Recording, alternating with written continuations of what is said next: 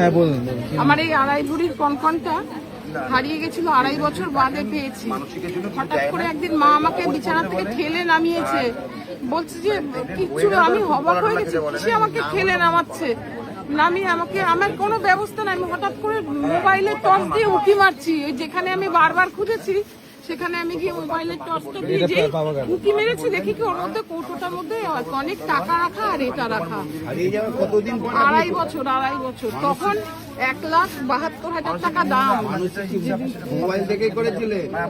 আমি এসেও বলতাম মাকে সবসময়, ডাক্তার আমার মোবাইলে আমি মানসিক করা কতদিনের মধ্যে আপনি ফিরে পেলেন?